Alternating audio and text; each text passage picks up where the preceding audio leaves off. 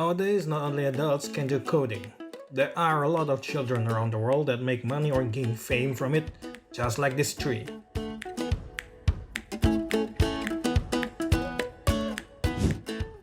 Yuma Suryanto is a young Indonesian programmer who lives in Australia. He is famous for his apps, having already developed 9 of them. His ability to develop an app in a matter of hours even earned praise from Apple CEO Tim Cook. Then there is Singapore's Seth Yi, who is among the world's top prodigies. He is a master of 3 programming languages, JavaScript, Python, and Arduino. He has an IQ of 134 and often teaches coding to his friends. Last, there's Tanmay Bakshi from Canada, who now works at IBM as an advisory software engineer and also a Google developer expert for machine learning. Bakshi is also an expert in artificial intelligence and runs his own YouTube channel which features coding tutorials.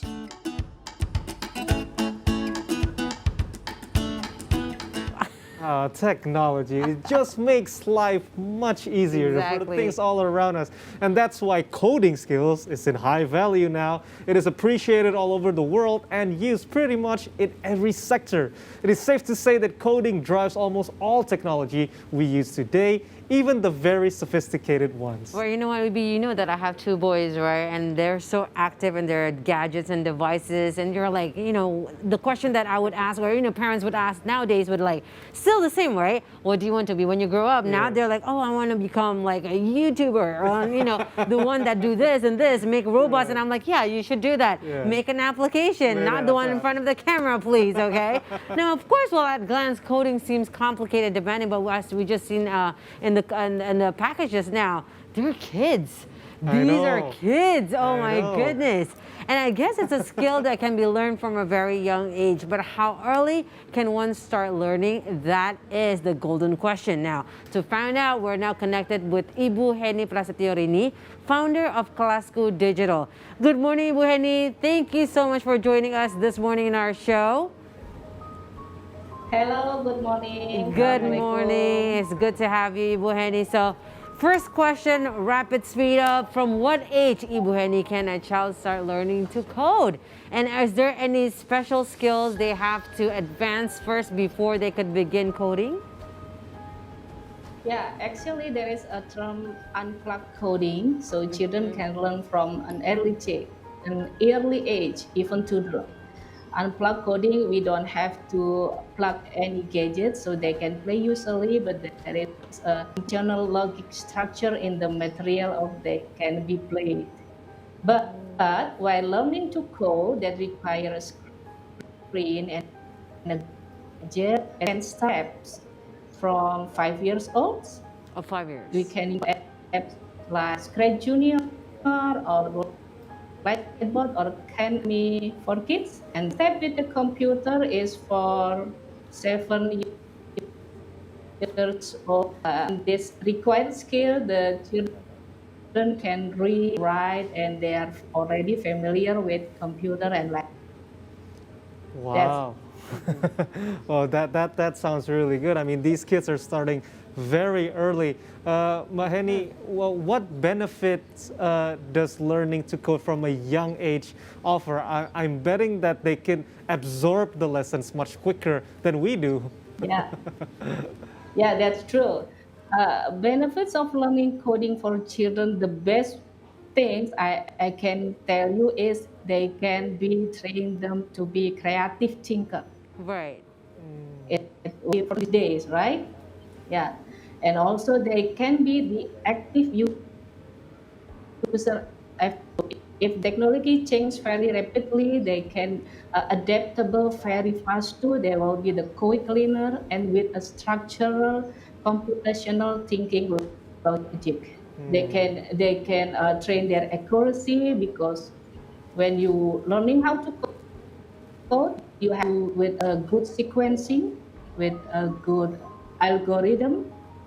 It can train them to be very perseverant and learning them by playing. Right. So they can be being a detailed person by playing how to do. Now, for an adult itself, when you're saying coding, you're just thinking, oh my God, like Complicated. it is. It's very complex. So, how can you make coding fun, especially for your younger students or even those that is admitted to Kelas Go Digital, Ibu Heni? So we have to be in their world, like being the playing world. So I start to teaching by let them play the game. So Okay. come on, we play the game that another kids already create. That will be fun for them. And then I ask them, do you want to make the game for yourself? If they said yes, so we have to learn to code. Now we can start to code and you can make your game as like what do you want? Do you Right. want like a robot or a butterfly or everything? Right. Wow. No, I'm surprised hearing from you, Ibu Heni, that these kids can already make games from Yeah. from that age, because I think for something like us, it will be something quite daunting. Tell us about your youngest student. How old is your youngest student, and your experience in teaching these kids? Is it difficult, or is it more fun even for you, Ibu? I usually accept children with 7 years old for the group class. The youngest is years old, an Indonesian child who lives in Abu because this is online class, so we can learn anywhere. Right. She is a cute son with his round eyes that I can see it with the webcam. He can learn very fast how to code because his English language is good and he request about computer. Kids love to learning coding or how to code because it's already their character. This what we call Z generation, The Z Yeah. generation. Kid. That's right. Right. Or alpha kid. Yes. They love screen, they love visual, they love color. So coding will be fun. Right, Ibu Heni, if we could also ask you, what is the most significant difference between an adult doing coding and also children? Or is when you're teaching coding to children, this is actually the basic first step of coding that also the adults have to learn before? Yeah, I teach adults too in coding mom community and this program from Kominfo like Digital Talent Scholarship. The difference is adult love asynchronous method. We don't have to like live one-on-one class like now, Right. like me and you. They love asynchronous, so they can learning wherever, whenever they can. But kids different. They love one-on-one live class. They love the teacher will be here. They can hear me. They can see me. They can ask me directly, and it's called synchronous method or teaching method. I'm sorry. All right. The difference is children learn more faster than adults. I bet they do.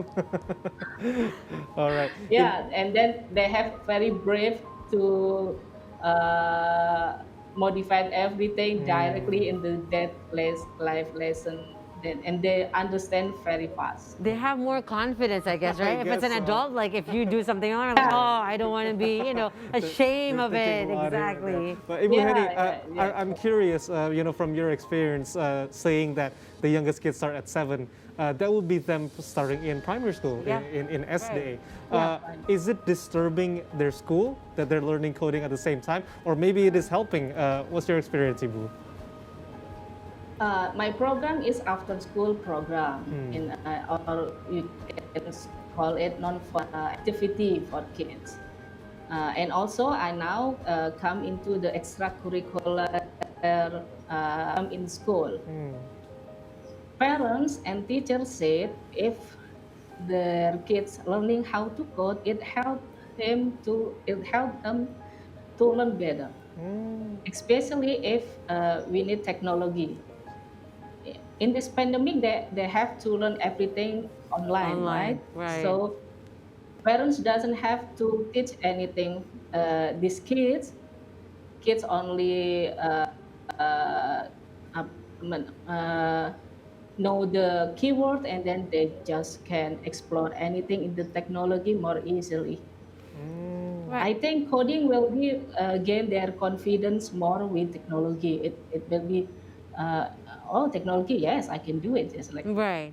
I mean, we've already live in the digital world right now, so as we speak, so it seems like this is the bright future for our next generation. And it could be something right now, it could be something that is spectacular, but maybe in the future, it's just going to be something that is very common. So you would want your kids to be ready for the near future itself. Now, Ibu Heni, as we know, there are so many things that we can learn right now, especially during this pandemic, everything is online. Can you say that coding skills can be self-taught? Or does it need guidance, Ibu Heni? yes, it can be self-taught. There are a lot of coding learning resource available on the internet, from free and paid or premium things. Even you learning code with the free ones, if you study very diligently and get practicing coding, make a many programming, you will be have a good ability. It is my own experience. I'm not a computer science student or graduation. I'm graduating from chemistry and educational technology. I learned coding since 5 years ago, Oh, and now I can teach kids.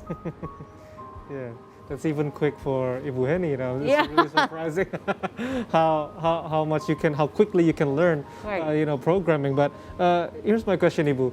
Some kids have a talent, and some are hardworking at practice. From your experience, which one of these master coding better? The one with the talents, or the one who practice more, Ibu? Who practice more will be better because I can call it coding is skill. In bahasa Indonesia, it's called keterampilan. Yeah. Just skill or keterampilan such like singing or cooking or dancing, writing, and etc. It can be we can start this kind with practice. Interesting things is I meet many that who are already being a programmers or website developers who practice first and then learning the theory. It's very interesting, but you can do it in coding things. Right. And this is something that, of course, it's good to know that it's something that you can practice more, and when you practice more, you can do it better. I guess that's almost in every, in every aspect of our every lives, aspect, right? yes. That's how we have to do it. Now, Ibu, have you ever meet challenges where a student of you, especially young children, where they're kind of, burnt out because, they've been doing this, maybe because they can never reach the goals. Maybe they want to make a game, but they never can, make it fully done and whatnot. Have you meet kind of these challenges, or it's always fun for children once they can't find a solution in this, particular coding that they're doing, they can go on to the next. Can you share the story, Ibu Heni? Maybe for common student, the big challenge is the internet signal. They Oh, the already make signals, a yeah. project and then my internet, my scratch is gone like that, and then will be crying and etc. But my biggest challenge is teaching a child with a dyslexia diagnosis. Right. They are more easily learning from visual and image, but I teach them with a live video like this, like class.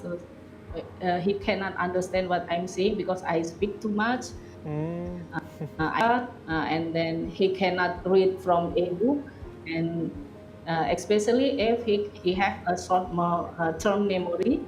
So if I teach now, tomorrow he will be forget about it. Okay. But me and her mother decided to keep him learning in this code class, so we both can find a good method how to teach code for Right. these dyslexic kids. Yeah, there must be a good benefit of him or her being part of the class itself. Yes, that's right. Ibu, I'm curious about the tools that are needed here. You've mentioned before that you need good English. That's what you need. A good internet, of course, to not frustrate Yeah. everybody. How about the actual gadgets? Does it need to be a state of the art, the latest one, or can you just use a normal gadget or computers for coding? Okay.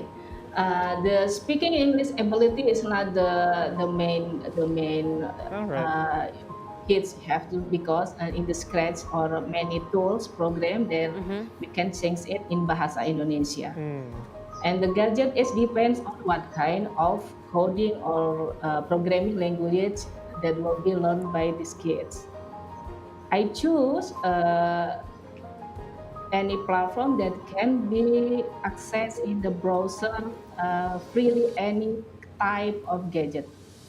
And there is a platform for that, so they don't have to install anything, and see, they can share the link after the class over, and I can see and evaluate what they have to learn in online. Just like 100% online, there is a platform for that. Right. So, Ibu, and this is the last question for me. Like, how do you encourage the children, especially maybe our children, that coding is fun. This is something that you want to do. It is something that's going to be beneficial for you in the future itself, and how fun it will be for them, and how many times in a week that usually would be good for them if they participate in this class, Ibu Heni. Because children have to be protected from screen gadget because of their eye healthy about healthy issues. We have to stick with this also. My class is one a week for the kids. All right. And how to encourage this? Just give them a game first from another kids that are created, and then play it together, and then let's make this game by yourself. It's like that. It will always will be fun. Gaming is fun. I'm not a gamer. I don't know how to play Among Us, etc., etc. But when they told me, "Boo, I love to play Roblox. I love to play this," and I try. Teach me, please. Teach me how to play this game. And I think the parents also have to learn, because like for me, they're playing. I'm like, what is this game? Like, this is so different than when I was kids. That's right. And of course here, Ibu, we need the parent support.